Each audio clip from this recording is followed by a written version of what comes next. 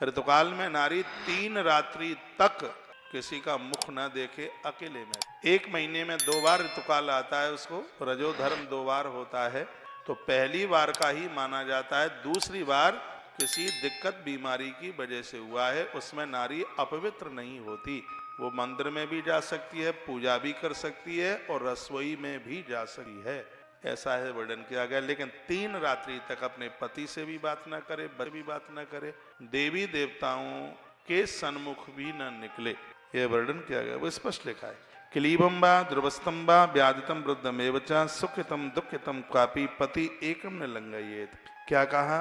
पति बूढ़ा है, वृद्ध है, बीमार है, धन विहीन है, इतने पर भी नारी को चाहिए कि वो अपने पति का परित्याग न, पति को छोड़े नहीं, पति का त्याग न करे। कुछ कारण है जिसमें नारी अपनी दूसरी शादी करती, वर्णन है। क्या क्या है? दूसरी शादी के लिए क्या क्या है?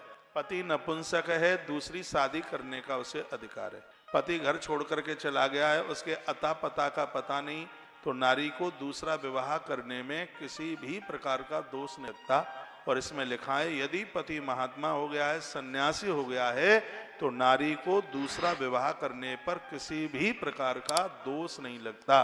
पति संतान को जन्म देने में असमर्थ है और वर्णन किया गया है कि वो माथे से बहुत ही ज्यादा विचलित है, और ऐसी स्थिति में नारी को दूसरा विवाह करने में कोई दोष नहीं लगता। और बातों बातों में थोड़ा सा झगड़ा हो गया और मंगलसूत्र छोड़ करके फेंक करके भागती, कहा तुमसे तो हमने बहुत देखे हैं, और दूसरी शादी कर लेती है, तो हमारे ग्रंथों में कहा गया है कि वो सदाचार में नहीं है, वो ठीक में नहीं है, वो बिल्कुल ठीक नहीं है। सुखितम दुखितम बापी पति एकन लंघयेत। नारी के लिए पति का सुख उसका खुद का सुख है, नारी के लिए पति का दुख उसका अपना दुख है।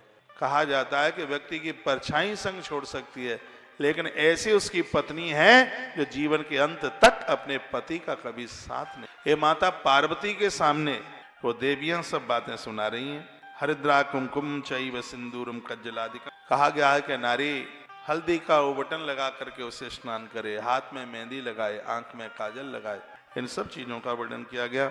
बिना विवाह सा समयम प्रागम नाचरित क्वचित यत्र यत्र चिर भूतो तत्र प्रेमवती भवेत। कहा गया कि पति के परिवार के जितने लोग हैं वो सब आपके, उसके माता पिता आपके माता पिता हैं, उसका खानदान। इसलिए तो पातिव्रत व्रत, आपने गणित पढ़ी हो, रेखा गणित पढ़ा हो तो पता होगा, जिस समय गोलाकार परिधि बना देते हैं, जहाँ प्रकाल रखी जाती है, वहां से नापन शुरू करें परिधि तक, यानी पति को बीच में बिठाइए, फिर जितनी भी वो दूरियां हैं, पूरा परिवार आप वृत्ताकार बन जाए। पूरी परिधि में, गृहस्थ की परिधि में, परिवार की परिधि में जितने लोग हैं माता, वो सब आपके हैं, उन्हें अपना मानिए।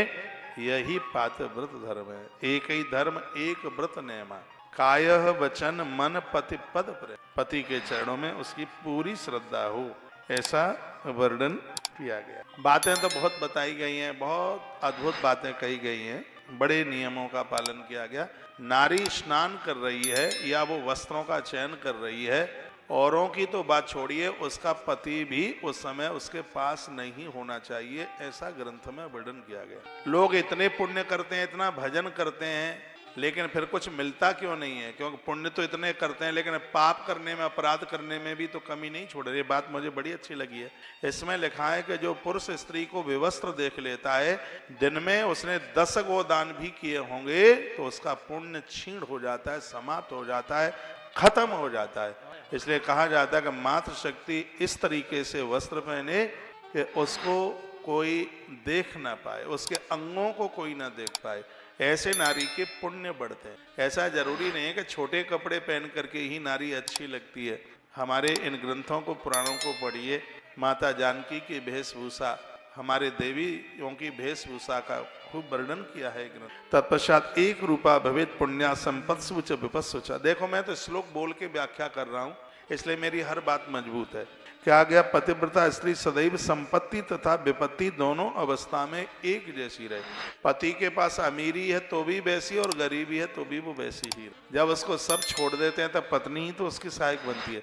4 चीजें ऐसी हैं जो आपका संग देती हैं, आपका धैर्य, आपका धर्म, एक आपका मित्र और एक आपकी पत्नी। ये 4 है। क्या क्या? धैर्य, धर्म, मित्र और पत्नी। आपत्ति में इन चारों की परीक्षा होती है। ये माता अनुसुईया ने कहा है। कितनी प्यारी चौपाई है देखिए, और आपसे आती है, मैं तो आपको याद करा रहा हूं, याद दिला रहा हूं बस। धीरज धर्म मित्र और नारी, धीरज धर्म मित्र और नारी, आपत्ति काल परखी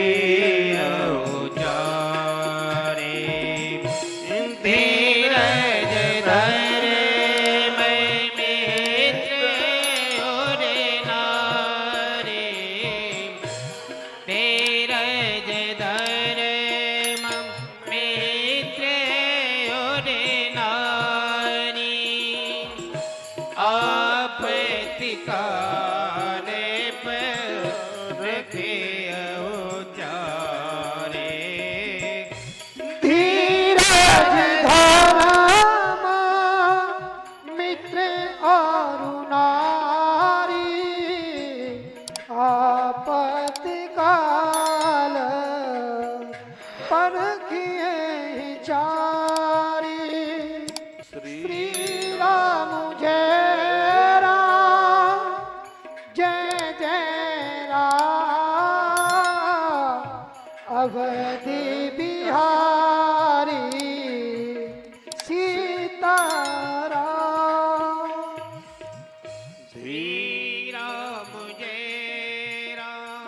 धीरज धर्म मित्र और नारी, आपत्ति काल